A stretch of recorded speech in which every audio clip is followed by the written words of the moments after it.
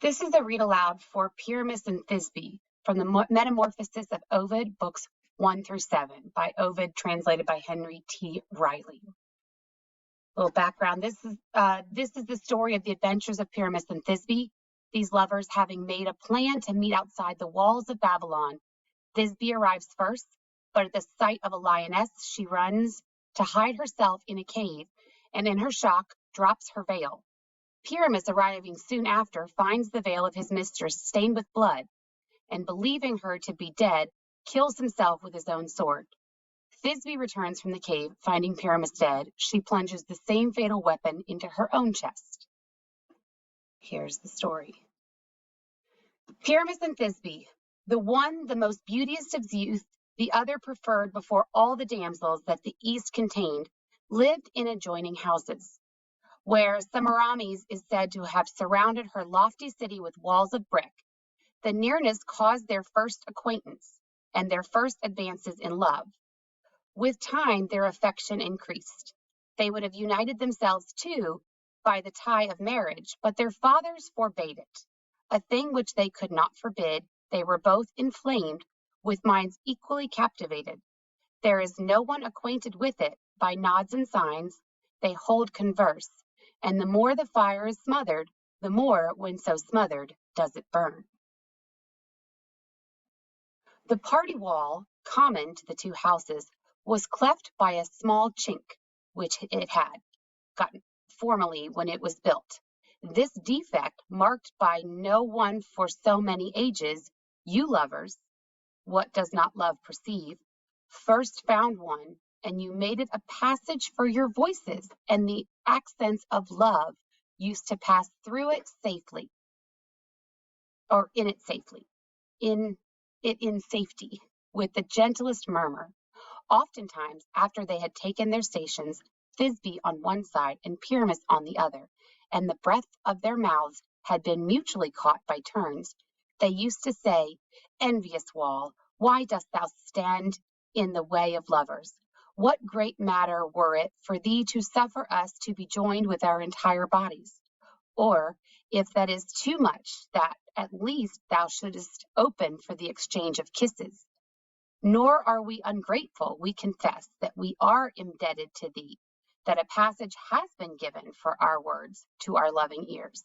Having said this much in vain on their respective sides, about night they said farewell, and gave those kisses each on their own side, which did not reach the other side. The following morning had removed the fires of the night, and the sun, with its rays, had dried the grass wet with rime, when they met together at the wonted spot.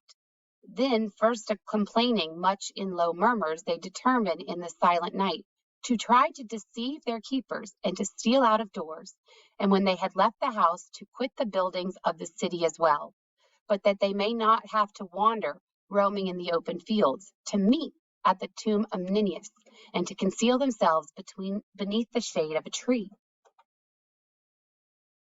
There was there a lofty mulberry tree, very full of snow-white fruit, quite close to a cold spring. The arrangement suits them, and the light, seeming to depart but slowly, is buried in the waters, and from the same waters the night arises.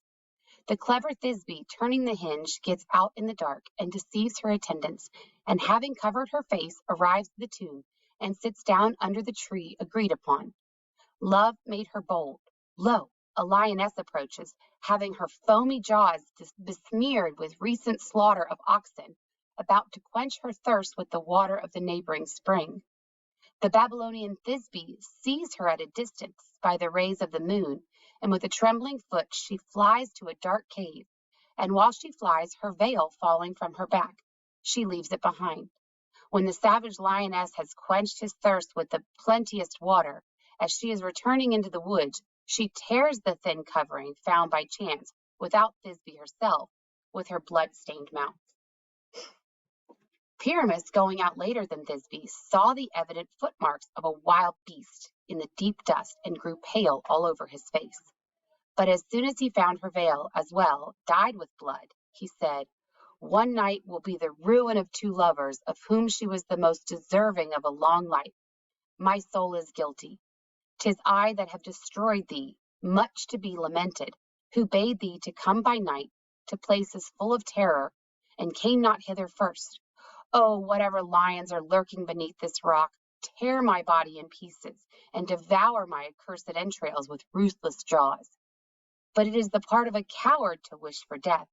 He takes up the veil of Thisbe, and he takes it with himself to the shade of the tree agreed upon. And after he has bestowed tears on the well-known garment, he gives kisses to the same, and he says, Receive now a draught of my blood as well, and then plunges the sword with which he is grit into the bowels, and without delay. As he is dying, he draws it out of the warm wound.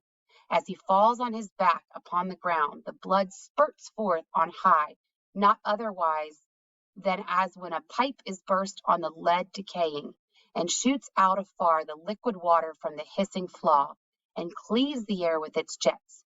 The fruit of the tree, by the sprinkling of the blood, are changed to a dark tint, and the root, soaked with the gore, tints the hanging mulberries with a purple hue. Behold, not yet having banished her fear, Thisbe returns, that she may not disappoint her lover, and seeks for the youth both with her eyes and her affection, and longs to tell him how great dangers she had escaped.